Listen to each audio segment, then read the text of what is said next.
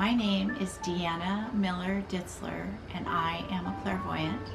I'm a medium, and I have been doing this work all my life.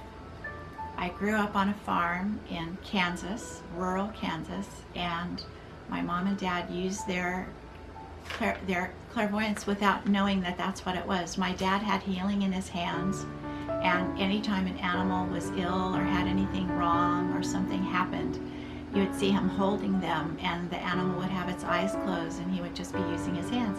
It was so sweet. I always thought it was just him, but apparently he was a healer because they would always get better. He very seldom had to go to the vet. And my mom was incredibly good at telling if we were up to something or if we were going to have company come from her mother-in-law, as a matter of fact, the one. And if they were coming, she would get us all busy cleaning the house immediately. And she was right every time. So I grew up thinking this was normal. People had abilities. It wasn't just like linear time.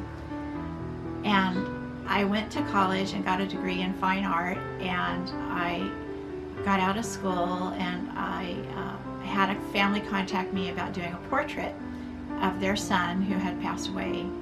And as I began to work up the sketches, I started getting intuitions from the young man, and he was talking away at me. I understood every single word he said. It wasn't just like a general message. It was very clear, and he wanted me to go to his family and tell them some of the things he was saying, and he wouldn't let me be. So I got a hold of the sister. She agreed to come, and it went well. She really liked the reading. She thought it helped a lot. It quieted down the energy around his death, and he was really happy because he had gotten a chance to tell them what he wanted. And so from then on, if someone contacted me and needed to have a message or whatever, we would call in the person and we would find out what happened and how they were. And I also do work with pets, and sometimes people come specifically because a pet died too soon or died suddenly or of cancer, or we can connect with them and see how they're doing. And those answers come in pictures. So I have to go through my filter and tell you what the picture is. So that's a little different, but it's still lovely. And if you have a loved one or someone who's passed and you're having a hard time getting your balance again, it's nice to talk. It's nice to ask for help and get a reading and see how are they doing and what is it they wanted to tell you. And it's very sweet. The messages that come through are very loving and supportive, and sometimes the person in real life was very quiet. Well, the reading's going to be quiet. They don't change overnight. When they're in the spirit world, they're the same. And if they're outgoing and a mile a minute, then when they come in for the reading to talk to us, they're going to be doing that too. So it's just fascinating. I learn something every single time.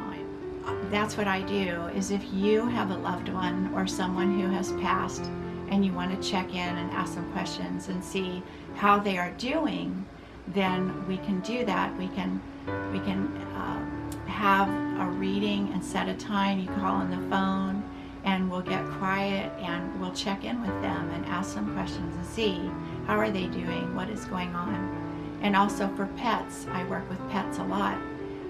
Almost every reading, somebody at the end will come in, a pet will come in and show me who they are and tell me what they look like. And the person will go, oh, and it'll be their long lost pet, and they'll get a hello from them. It's very sweet. And I also help people pay attention to their ordinary clairvoyance. For instance, if you're ever looking for a new place to live and you go in several apartments and a couple of them seem doable, like pretty nice, you could live there, you can feel it that you could live there. That's energy.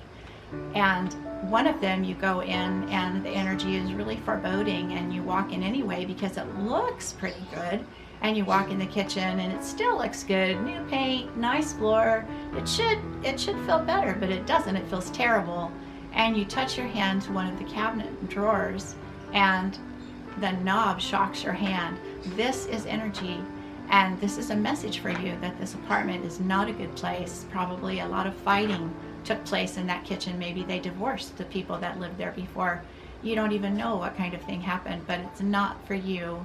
And that's what I teach a lot of times, is if you get intuitions, they're messages, they're valuable, and not to discard them. So if I can be of any help to you in your search for some answers, let me know, and we can work together. Thank you very much.